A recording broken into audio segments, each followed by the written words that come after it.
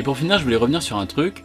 On peut remarquer que ce qui intéresse Argento, c'est pas la révélation du tueur, parce qu'au final, elle est en général balancée pendant les 5 dernières minutes à la va-vite, avec les motivations en même temps, au lieu de distiller un peu toutes ces motivations, ces intentions du tueur au fur et à mesure du film, pour qu'on puisse se douter à la fin qui est le tueur. Là, vraiment, on n'a aucune idée, et c'est vraiment à la fin on fait c'était lui, pourquoi, comment, et du coup on a un peu de mal à croire à cette révélation, qui après réflexion, on comprend que si, tout est logique, mais ça tombe toujours un peu de nulle part. Mais du coup je me posais la question, pourquoi absolument garder l'identité du tueur cachée jusqu'à la fin si c'est pas l'intérêt principal du film? Attention, on dirait que je décrédibilise les scénarios et tout, mais non, les scénarios sont très cool, il y a des bons personnages, des bons retournements, c'est vraiment des très bons polars. Et du coup la réponse c'est qu'en fait, c'est l'ambiance qui est importante dans ces films et pas vraiment l'histoire. Comme dit plus haut, dans la plupart des giallo et dans ces 3 films, c'est la figure du maniaque qui est centrale. Comprendre les motivations de ce tueur en série qui paraît plus agir comme un animal sanguinaire que comme un humain. Si on ne connaît pas l'identité du tueur avant la fin, c'est pour renforcer le côté voyeuriste. Ainsi, tous ces plans en vue subjective rythmés par la respiration haletante du tueur ont beaucoup plus d'impact, car le tueur pourrait être n'importe qui.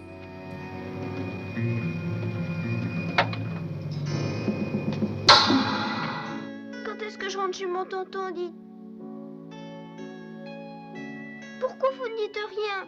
Mais ces plans subjectifs, c'est surtout une manière de nous mettre à la place du tueur et de renforcer encore plus le côté du coup voyeuriste et maniaque de la chose. Et c'est en ça l'originalité de ces films. Pour faire un lien avec les slashers, on pourra retrouver ce type de séquence dans l'intro de Halloween de John Carpenter qui avoue s'être fortement inspiré de Dario Argento.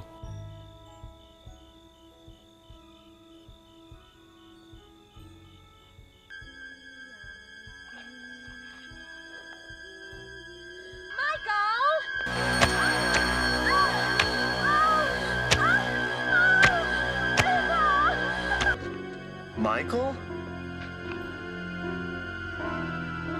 Tous ces éléments créent l'ambiance de tension unique de cette trilogie qui débutera la carrière d'Argento au cinéma. Suivront ensuite les classiques Les Frissons de l'Angoisse, Suspiria et sa suite Inferno, Ténèbres ou encore Phénoména. Voilà, j'espère que ce bref retour sur ces 3 films et l'unboxing de ce magnifique steelbook vous auront plu. Je vous dis à la prochaine. Ah oui, et aussi faites des dons parce qu'il faut que je m'achète ce putain de coffret d'Argento qui est juste magnifique, regardez-moi ça.